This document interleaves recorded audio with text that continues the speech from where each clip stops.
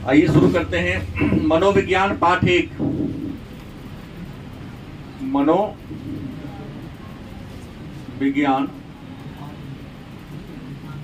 पाठ संख्या 1 हम लोगों ने पढ़ लिया था, पढ़ना प्रारंभ किया था और ये तीसरा क्लास है जिसमें हम लोग किसके बारे में अध्ययन करेंगे। तो मैं आपको बता दूं, पीछे जो लड़के आगे आ जाओ, जिनको भी सीट नहीं मिला पीछे वाला बेंच पे जाकर बैठ जाओ। कोई 5 लड़का आके पीछे जाके बैठ सकता है, कोई 5 जा सकते हैं, कोई दिक्कत नहीं, जाने दो। 6 बैठ जाना, कोई दिक्कत नहीं है।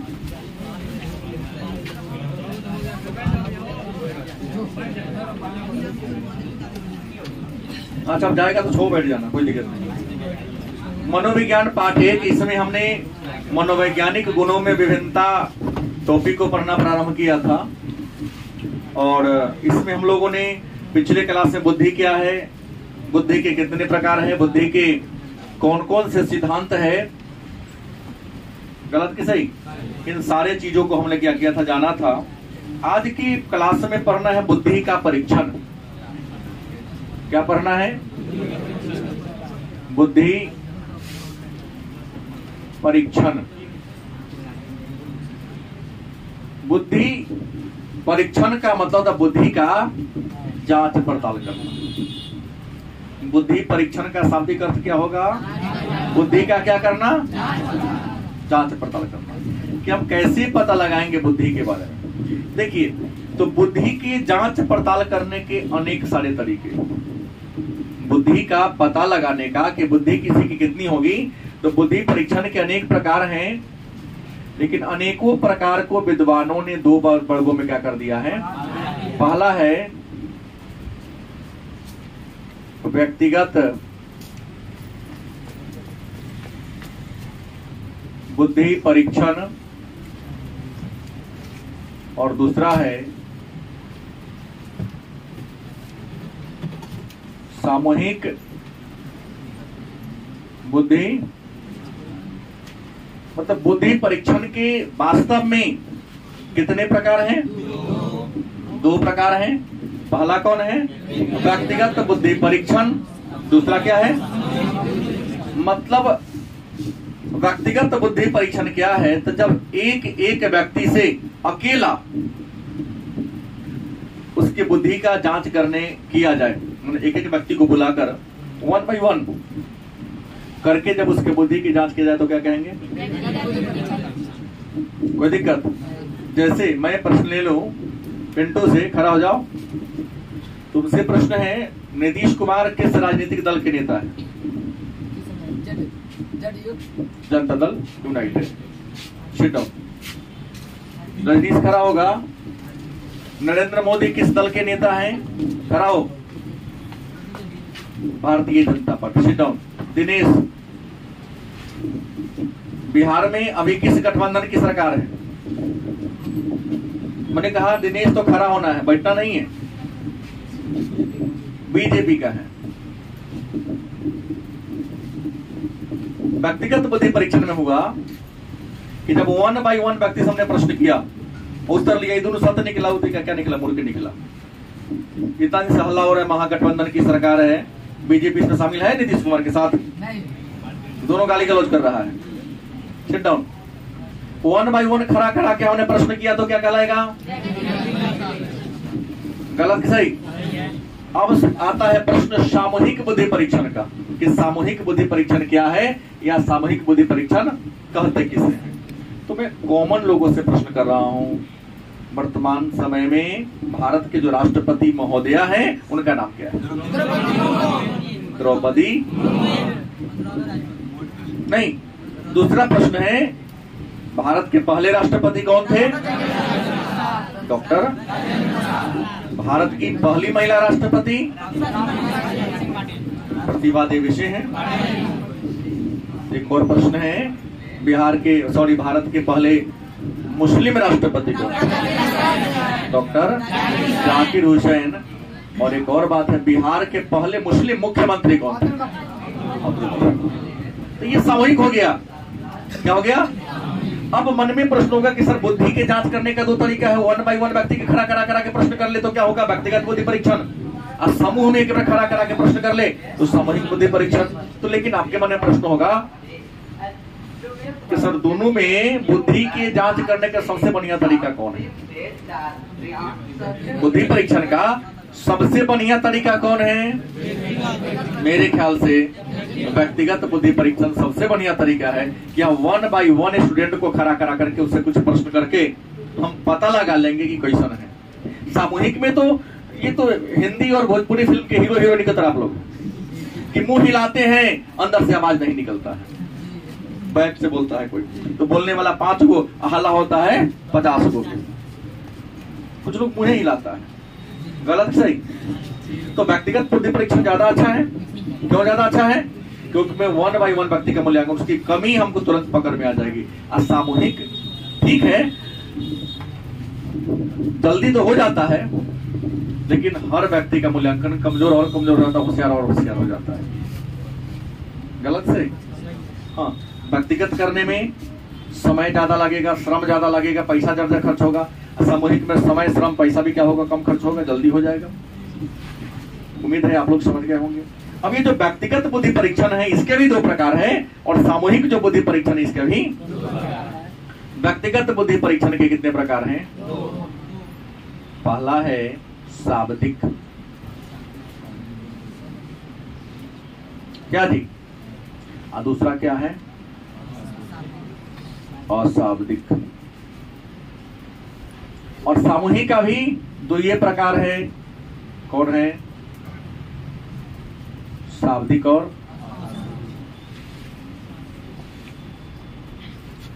शाब्दिक बुद्धि परीक्षण क्या है? तो शाब्दिक बुद्धि परीक्षण की वह प्रणाली है जिसमें जैसे व्यक्तिगत होगा तो एक बच्चा को खड़ा कराते हैं और एक हम कहेंगे हिंदी में पढ़ के सुनाओ, अंग्रेजी में पढ़ के सुनाओ। अगर अच्छा तरीका से पढ़ेगा, मैं जानता हूं कि यहाँ जितने बच्चे बैठे हैं उसमें 90% बच्चा को हिंदी में नहीं पढ़ने आता है, अंग्रेजी तो दूर की बात है। कोई है जो कह सके सर मैं हिंदी बहुत अच्छा तरीका से पढ़ सकता हूं या पढ़ सकती हूं? तुम खड़ा हो, एक पुस्तक लाइए, साइकोलॉजी की है, साइकोलॉजी की पुस्तक है तो पेज नंबर 5 जो मेरे सामने है। अच्छा कोई बात नहीं है। एसवीपीडी का किसके पास है? लाइए, क्योंकि जो मेरे हाथ में है उसको देखेंगे पढ़ने का तरीका तब ना। आप बुद्धि का अर्थ और परिभाषा शुरू से पढ़िए, करोगे जोर से पढ़िए।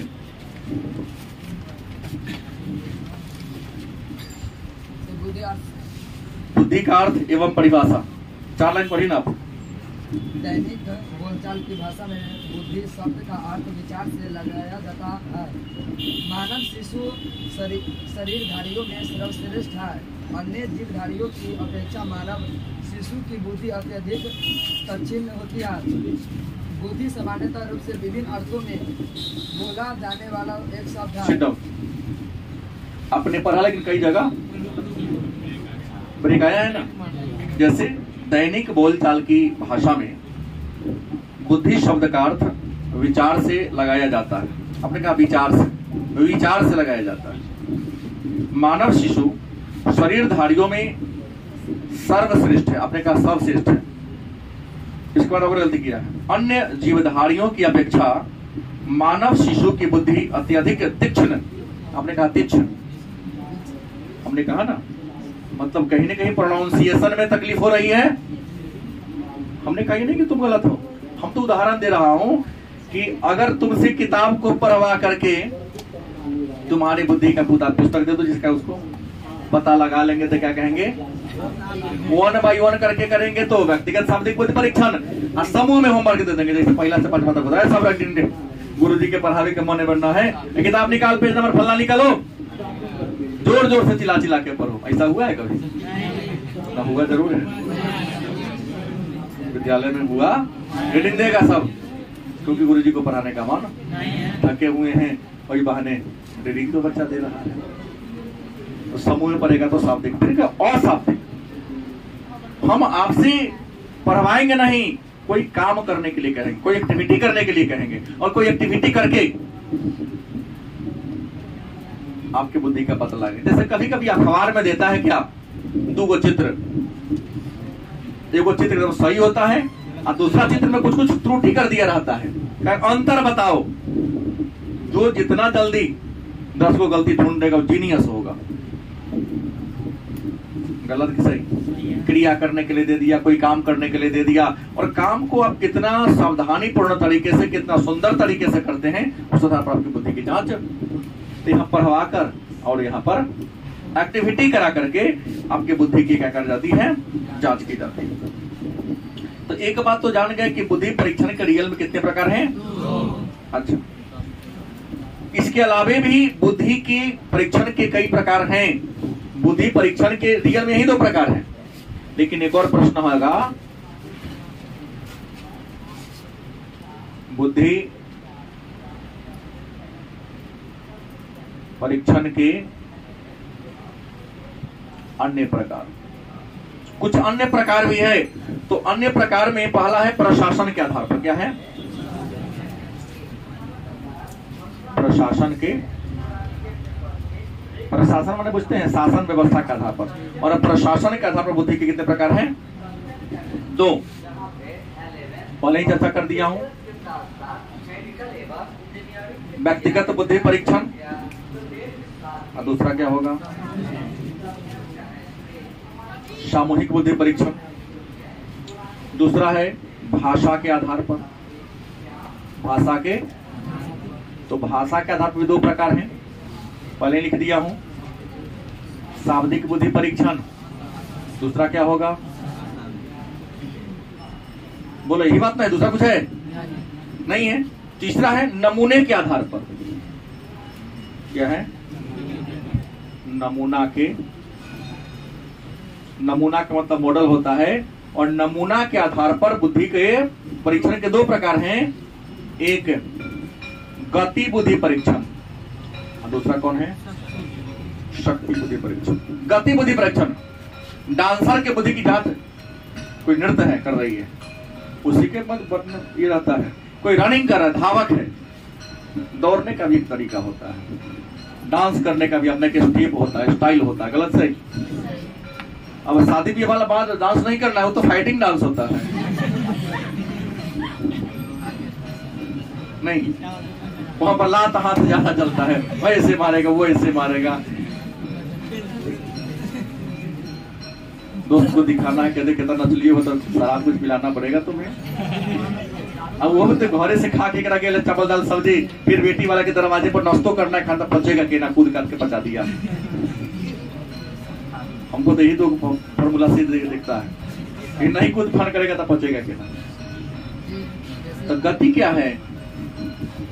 इंसान 2 प्रकार के काम करते, गतिशील काम। नाचना भी गतिशील काम है, दौड़ना कूदना उछलना गतिशील काम है।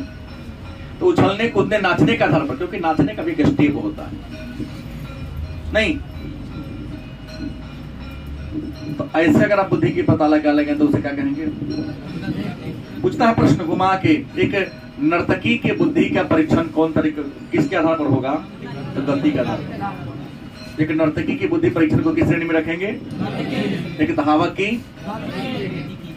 नहीं, गति कर रहा है ना। एक क्रिकेट खिलाड़ी हो, फुटबॉल खिलाड़ी हो, कबड्डी खिलाड़ी हो, तो सब में गति होता है। शक्ति, कोई भारी काम करता है नहीं, भारी काम का तो काम करने का तौर तरीका। जैसे यूट्यूब पर या कई बार देखने को मिलता है कि अपने यहाँ के जो लेबर है आराम से 8 को 9 को ईंटा माथा पर रख लेता है, उठा के ले जाता है। कई बार देखने को लगता है कि देखा सब बुद्धि लगा लेता है कुछ लोग, देख पर 22 को ईंटा उठा के ले चल जाता है। नहीं, कुछ बुरान बांध लिया, माथा में ऐसा लपेट लिया, अब पीठ पर टाक लिया, वेट भी कम होता है, मतलब उसको परेशानी भी क्या होती है? कम होती है, कर लेता है। क्या बोले हैं? जैसे बाहुबली फिल्म में दिखाया है, बुद्धि लगाना है। पहले शक्ति से लोग पानी को नीचे से ऊपर ले जाता था, पत्थर को तोड़ता था, कई बार लोगों को परेशानी होती, उसने नट बोल्ट लगा दिया, मशीन बना दिया, मशीन अपने उठ रहा है, पत्थर को प्रहार हो रहा है, गिर रहा है। पहले पुल हलाने के लिए बड़े बड़े हथौड़ा का प्रयोग होता था। इसे लकड़ी पकड़ ले है, जोर जोर से हथौड़ा से क्या कर रहा है, मार रहा है। धीरे धीरे क्या हो रहा है, नीचे ये जा रहा है। बुद्धि लगा लिया कि बड़ा सा पत्थर या बड़ा सा लोहा को किनारा का कैसे बांध दिया। जैसे मान लिया यहाँ पर एक कील को हलाना है, इसके बगल में एक ऐसे बांध बना लिया, एक बहुत बड़ा लोहा दे दिया, इसमें रस्सी यहाँ गिरने लगा, रस्सी बन रही है, 4 आदमी लेकर रस्सी को खींच रहा है, ऊपर जाएगा फिर नीचे छोड़ेगा, अपने धक्का लगेगा, यहाँ लोड भी कम होगा, हलेगा भी जल्दी से। तो यहाँ पर शक्ति बुद्धि परीक्षण, शक्ति के आधार पर बुद्धि का जांच आप कर सकते हैं। फिर मन में एक प्रश्न होगा कि सर ये बुद्धि परीक्षण की उपयोगिता क्या है, हमारे लाइफ में बुद्धि परीक्षण से फायदा क्या है। एक प्रश्न होगा ना, बुद्धि परीक्षण की उपयोगिता पूछा गया प्रश्न। उपयोगिता का होता अब चाहे लाभ का होता, माने बुद्धि की जांच करने से हमको फायदा क्या है, हमको लाभ क्या है। तो पहला बात कि बुद्धि परीक्षण करने से पहला लाभ यह है कि आपको सर्वोत्तम बालक का पता चल जाएगा। मैं बार बार टेस्ट लेता हूं, मालूम है कहला, अच्छे बच्चे की पहचान करने के लिए कि जो बार बार टेस्ट में अच्छा नंबर लाएगा, हम लास्ट में उस पर ज्यादा मेहनत करते हैं, यो सत्य बात है। मान लिया अभी तो कमजोर हो, लेकिन बार बार टेस्ट में अच्छा नंबर लाते रहो, तुमको भी उसमें सेलेक्ट कर लिया जाएगा। कुछ लोग टेस्ट से हिचकते हैं, डरते हैं, डरेगा तो मेरे नजर में आएगा नहीं, तुम पर हम ध्यान क्यों देंगे।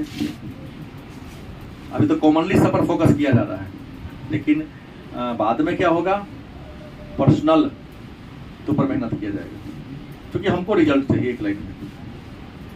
झूठ वाला बात नहीं चलता है यहाँ, सही बोला हूं क्या जी। तो 300 में 14 नंबर लाया, उसको हम कपार फोड़ लेंगे तो कुछ कर पाएगा जीवन में, नहीं कर पाएगा। बोलो 300 में 14 नंबर लाने वाला बच्चा है, 21 नंबर लाने वाला बच्चा है, उसको हम कितनों कुछ करेंगे चलेगा। हाँ, मोबाइल बड़ा है उसके पास, ये तो है। मैं भी जानता हूँ पैसा दिया स्वास्थ्य लाभ के लिए आ रहा है, जा रहा है, आ रहा है, जा रहा है, इसके अलावा कुछ नहीं करेगा लाइफ में। बाद में दोष लगाएगा नरेंद्र मोदी पर, नीतीश कुमार पर कि सब सीट तब बेच लिया। अरे तू लायक ही नहीं तो सीट भी क्या खरीदा, क्या होता है, तो उसके लायक ही नहीं है। जब क्लास टेस्ट में तो लायक नहीं है तो फिर जीवन के कंपटीशन में कैसे लायक हो जाएगा। क्या संतोष, बहुत नौकरी बचा हुआ है, टुकड़ी ढूंढने वाला, मवेशी के मलमत उठाने वाला, बहुत नौकरी है ना। तो किराना दुकान में तोलने वाला भी तो नौकरी बहुत, कहाँ जाएगा वो। नून तेल चीनी कौन तोलेगा, सब गांव में कहावत है, सब कुत्ता बनाना था, हड़िया कौन ढूंढता है, गाँव में नहीं कहता है। ऐसा को होना था 2-4 को। अब इसका भाई है लड्डू, गुड्डू के भाई लड्डू, यार एक करना मत, एक से बढ़ कर एक, कोचिंग बंद करवा देता है, लफड़ा होगा ले लो कोचिंग बंद, क्योंकि 1 लाख बार कहे कि यहाँ कोई लफड़ा नहीं चलता। लफड़ेबाज को अपने में समझा कर ठीक ठाक रखते हैं, नहीं आया कल पर, कल की परसों न, कल परसों नहीं आया। तो बुद्धि परीक्षण से क्या होगा, सर्वोत्तम बालक की क्या होगी, पहचान होगी। जब सर्वोत्तम का पहचान होगा तब पिछड़ा हुआ का भी पहचान होगा। पिछड़ा बालक को पहचान लेंगे तब नौकार पर फोकस करेंगे, जैसे पकड़ाया पिछड़ा बालक, दर्शन। इसके अंकल जी ने इसे, बड़े पापा तुम्हारे 5 प्रश्न किया, पढ़े लिखे, बात हमारी हुई तो लगा कि बहुत नॉलेज वाले लोग हैं। बुलाए हैं कि सर कहीं आई गई यहाँ पे, ठीक है मैं आ रहा हूँ, चाय पानी खाना पीना वहाँ होगा। मैं बोला कि आऊंगा, उन्होंने फिर से बात किया, तो हमको लगा कि बहुत उच्च कोटि के पढ़े लिखे विद्वान लोग हैं। उन्होंने 5 प्रश्न किया, एक को प्रश्न का उत्तर नहीं दिलाया। क्या रे बालक, कौन है ये सी नो, सही बात है, झूठ क्या बोलेगा, सही बात है। गार्जियन ही बोले कि सब उत्तर नहीं दिया है, थोड़ा ध्यान दीजिए। हमने कहा सीधा है कि हिस्ट्री में तो पढ़ने आया ही नहीं, कभी नानी के यहाँ चल गया तो कभी कहाँ घूमने चल गया, फिर डेरा से निकला, भाई आके कहा सर डेरा से तो हर दिन निकलता है, लेकिन किने ठहर जाता है पता ही नहीं चलता।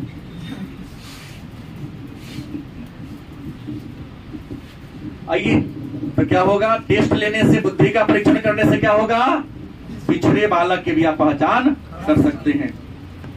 इतना ही नहीं, बुद्धि परीक्षण करने से अपराधी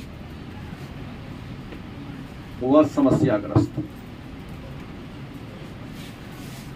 इंसान अपराधी काहे हो गया, तो बुद्धि परीक्षण में तो पता चल जाएगा।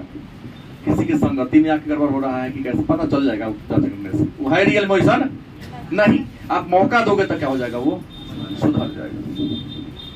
समस्याग्रस्त नहीं आ रहा है कहेला, तो कोई ना कोई पास समस्या होगी। समस्या क्या है मैं तो नहीं जानता हूँ, अब अपना समस्या हमको अकेले रह के कहेगा तब ना। हो सकता है कौन रहता चलो दर्शन सिंहारा किए बोगे देखा के रे सर जगह जब तो पढ़बई ऐना तो अबई तो बनावे को समस्या है ना सिंहारा, ये ना बात ऐसा बात तो है। हमने कहा कोई ना कोई समस्या है जो आपको क्लास छोड़ने के लिए मजबूर कर रहा है या गलत काम करने के लिए मजबूर कर रहा है, तो कैसे पता चलेगा, टेस्ट लेने से पता चलेगा। अच्छा, बुद्धि परीक्षण से आप बालक का वर्गीकरण कर सकते हैं। क्या कर सकते हैं, यही कारण ना।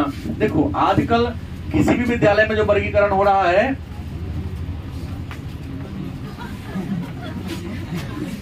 कौन अंग्रेजी में पढ़ती तो भी सर से बात करा देना थोड़ा, नहीं पढ़ाएंगे कल से तुम दोनों। हमने दिया 10 मिनट के बेटे कि आ जाओ, आधा घंटा ये थोड़ी चलेगा, तो 9 से 10 में आओ, एक लाइन 9 से 10 में अगला बैच कर लो, सुविधा है तुम्हारे पास। हमने कहा बालकों का वर्गीकरण, पहले जब मैं पढ़ता था, उम्मीद है आप लोग भी पढ़े हाई स्कूल में तो पता होगा, बच्चा ज्यादा है तो section A, section B, section D, E, F, कोई बात नहीं, उसी सेक्शन में था इसलिए वो नाम क्या भूल गया मैं। ए में थे हम, जब नामांकन हुआ तो मेरा भी सिलेक्शन सी सेक्शन में था, नाम तो लिखा गया सी सेक्शन में। हमने कहा यहाँ कीजिए, तो कहा इसे ना वैसे पुकारे। अब हर महीने महीने क्या होगा, क्लास में टेस्ट होगा। जब क्लास में टेस्ट होगा तो तुम्हारे जो क्लास टीचर ऑफर करेंगे कि ना ये लड़का लायक ना है, तो तुमको बी में से ए में प्रोन्नत किया जाएगा। ऐसे होता था। एबीसी बनाने का ये लक्ष्य है कि बार बार टेस्ट होगा। पहले तो हुंडी सबके नाम लिखा गया, पढ़ाई कुछ हुआ तो टेस्ट होगा। तो जो ए वाला है, आइए हम उजियाएंगे लेकिन आप लोग ना उजियाइएगा। जो टेस्ट होगा तो जो ए बैच में, हाँ कल जो ए बैच के कमजोर बच्चे हैं वो बी में जाएंगे। अब बी बैच के तरीका जो कहा जाएगा, हो सकता है किसी का नामांकन ई ग्रुप बैच में हो गया है लेकिन वो पढ़ने में क्या है सीधे अच्छा नंबर आएगा, तो ई से कहा चल जाएगा, तो 12 का वर्गीकरण होगा। लेकिन आज तो जेना नाम लिखा है वो के रहता है, नहीं गलत तरीका है। मैं छांटने का प्रयास करता हूँ अपने कोचिंग में, लेकिन आप लोग नहीं छटा पाते हैं कि ना सर यहाँ ही काम हाँ काम है।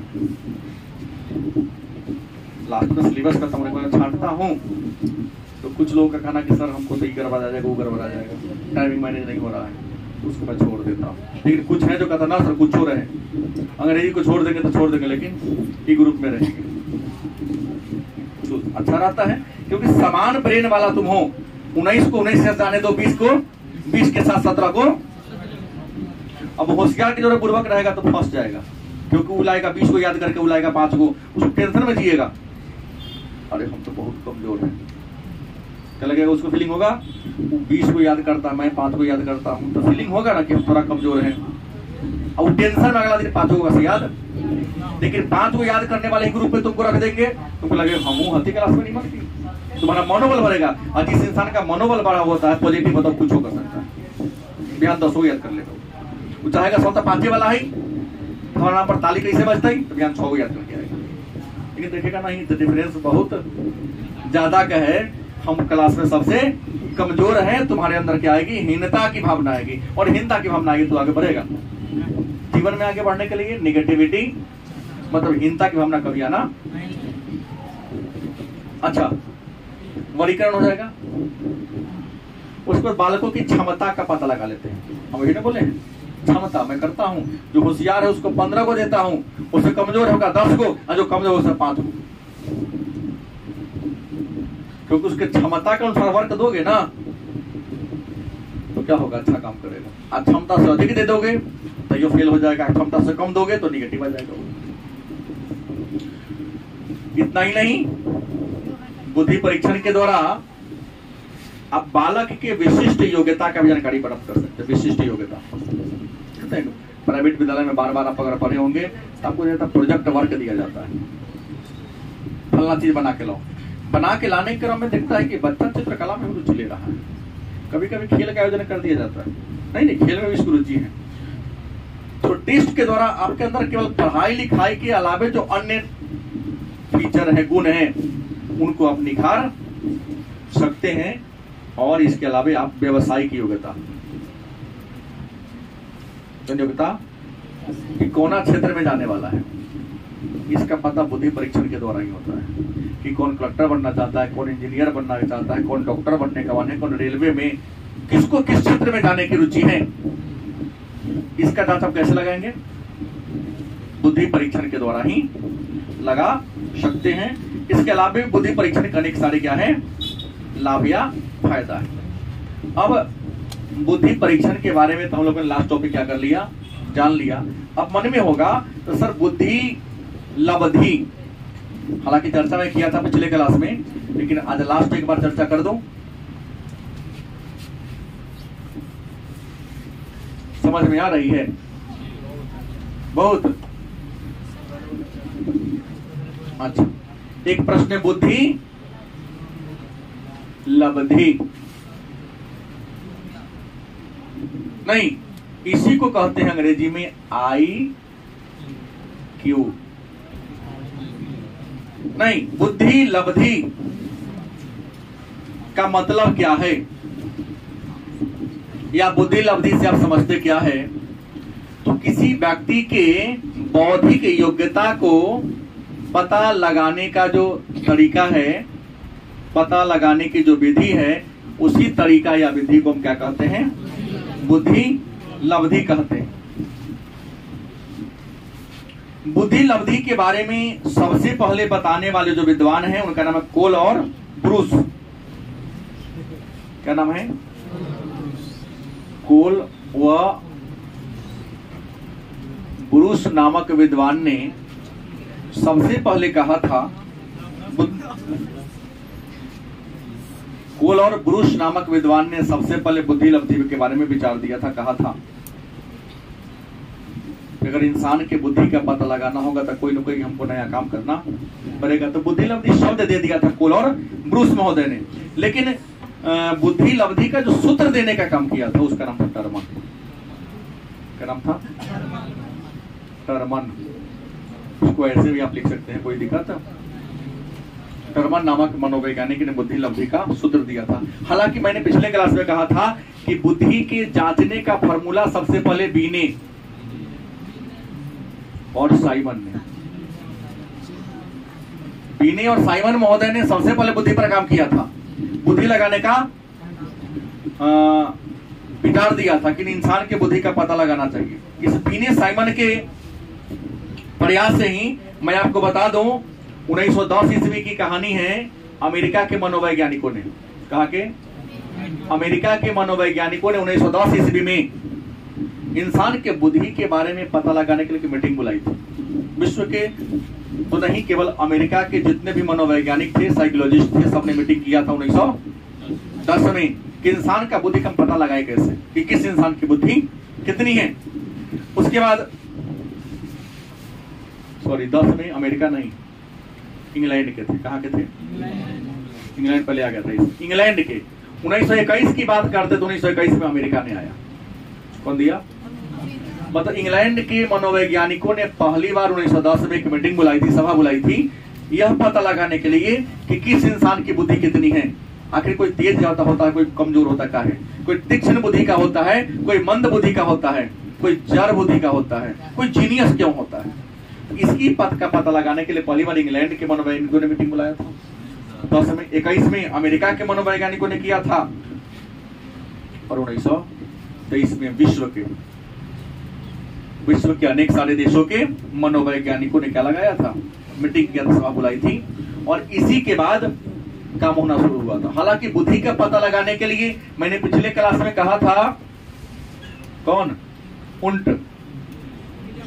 विलियम उंट ने 1879 में पहली बार जर्मनी के लिपजिग नामक शहर में एक प्रयोगशाला खोल दिया था।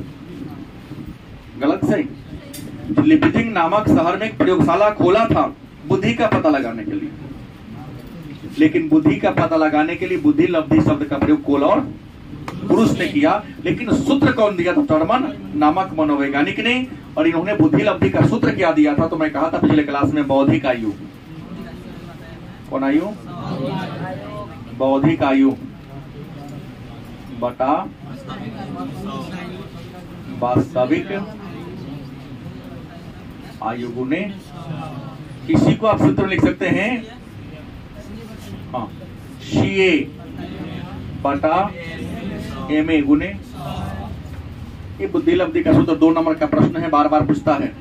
या बुद्धि लब्धि के संप्रत्यय को लिखें, या बुद्धि लब्धि के संप्रत्यय को लिखें, ये प्रश्न आता है। अब बुद्धि लब्धि निकालेंगे कैसे?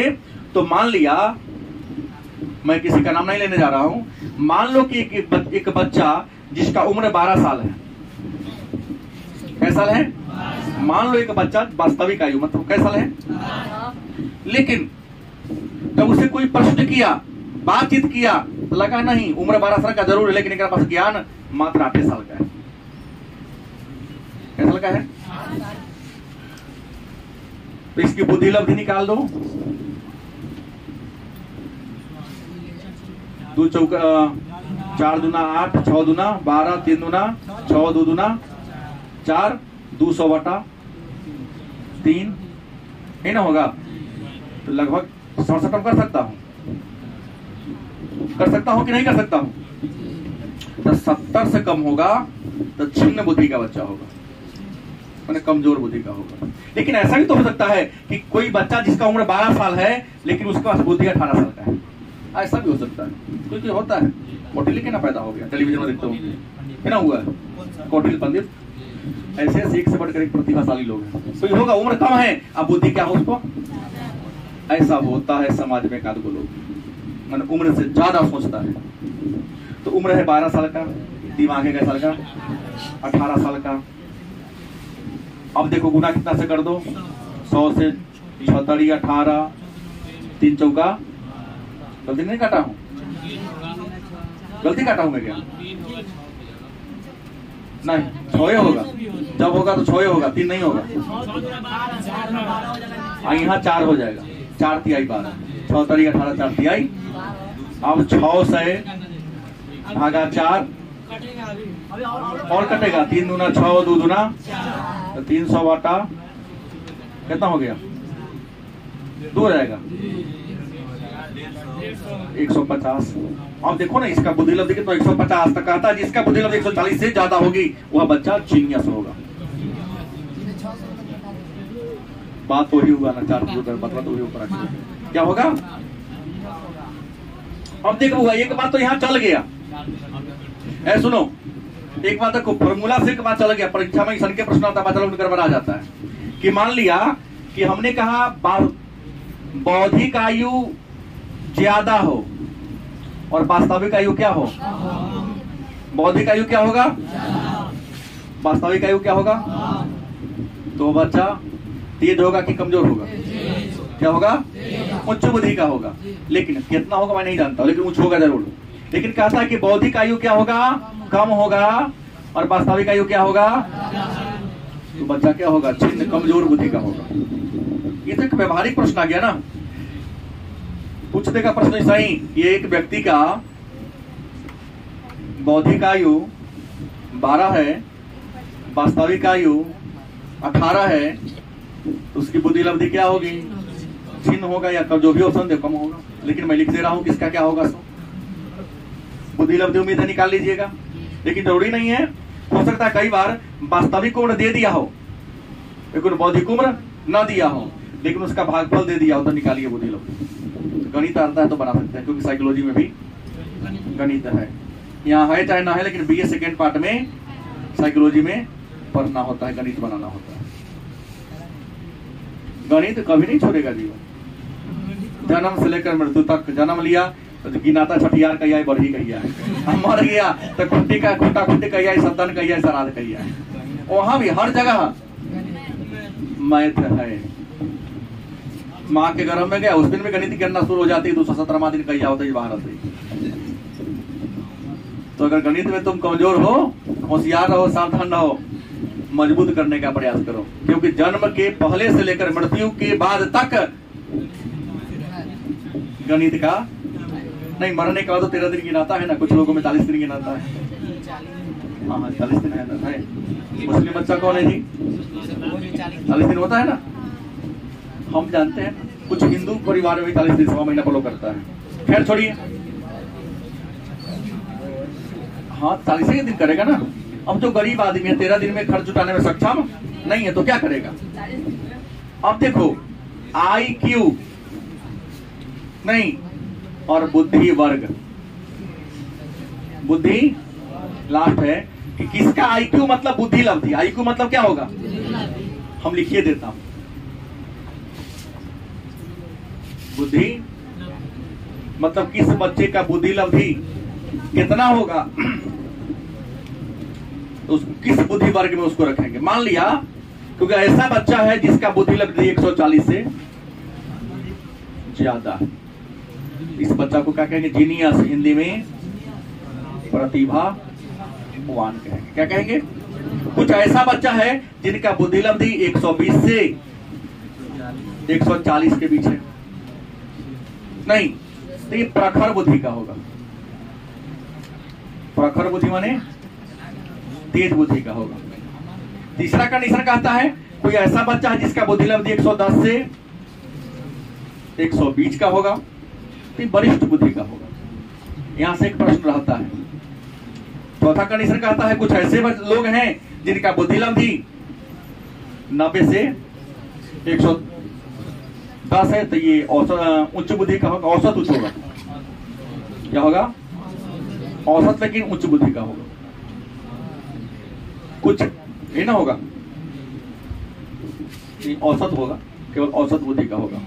पांचवा कंडीशन कहता है कि 90 तक आ गया, कुछ ऐसा होगा जिनका 80 से 90 के बीच होगा, तो 80 से 90 के बीच होगा, वो क्या कहलाएगा? मंद बुद्धि का कहलाएगा। छठा कंडीशन कहता है कुछ ऐसा होगा जिसका 80 से क्या होगा? कम, मतलब 70 से क्या होगा? तो 70 से 80 जिसका बुद्धि लब्धि होगा क्षीण बुद्धि का होगा। क्षीण माने कमजोर होता है। कुछ ऐसा भी होगा जिनका बुद्धि लब्धि 70 से क्या होगा? 70 से कम कह सकते हैं कि 60 से 70, तो जिसका 60 से 70 होगा निश्चित क्षीण होगा, माने निश्चित रूप से कमजोर होगा। क्या जी? सातवां कंडीशन कहता है कुछ ऐसा होगा जिसका होगा 50 से 60, तो जिसका 50 से 60 होगा वो मूर्ख होगा। क्या होगा? मूर्ख, माने मोरल इसको कहते हैं। कुछ ऐसा होगा जिसका क्या होगा? 20 से 50 के बीच में होगा, तो 20 अल्पमत का होगा। क्या होगा? मैंने एकदम थोड़ा सा, कुछ नहीं दिमाग लगाएगा। और नौमा कहता है कुछ ऐसा भी होगा जिसका 20 से क्या होगा? उसको कहते जर, इडियट अंग्रेजी में जर का होता है मूर्ख नहीं, महामूर्ख। आसमान में थूक फेंकेगा, कहता उठ जाए तो अगर मुंह पर गिरेगा सोच भी नहीं करेगा, नहीं। जैसे अन्यथा नहीं, लोग छोटा सा कहानी कर दे रहा हूँ। एक थे राजपूत थे, ऐसे भी राजपूत लोग थोड़ा बलवान होते लेकिन बुद्धि से कमजोर होते हैं। कोई होगा तो अन्यथा नहीं लेना, सच्ची घटना है। उसके छप्पर पर बहुत बढ़िया से कद्दू का पेड़ लतरा हुआ था। किसी ने उससे मांगा कि ओ भाई बोल कद्दू क्या बना है? अपना बोले थे कि तोरा ला। देखो जिसने मांगा उसे का चुगला विचार धारा का था। अगर बेटा था लम्हा लेके देखा पूर्वक था। कहा कि बाप रे कितना मोटा लौका के पेड़ है, एक राशि में नौकट आते बेटवा का ऐसे मोट मोट हम काट दे पेड़ एक बेर में चोरा से, लेकिन न काट राजपूत के गुण तोरा में उतना न हो। वो बेचारा चढ़ गया कि हमारा तो मर्दगानगी पर ही दे दिया, चले लाया गरा से पूरा हरा भरा पेड़ को काट दिया। हमने कहा महामूर्ख वाला। शाम का समय पत्ता सब झुका हुआ था। बाबूजी पूछा ना पतवा सूख गिलाओ, बेटा कहा कि बाबूजी फलानवा आदि भी आया, थोड़ा ताकत पर शक हो गया उनको कि तो ऐसे गरज में नौकट दो पेड़ हम काट के दिखा दिए। क्या पिंटू बात समझ गए? हाँ, तो वैसा वाला जो होगा वह महामूर्ख की श्रेणी में होगा। जैसे आप लोग आते हैं क्लास में पढ़ने, लेकिन दोस्तों से बतियाते थे, ग्रुप नहीं चाहिए। क्लास में मोबाइल का यूज करते हैं पढ़ते समय, तो इससे नीचे जाइएगा। अब सोच लो इसमें से नहीं गए।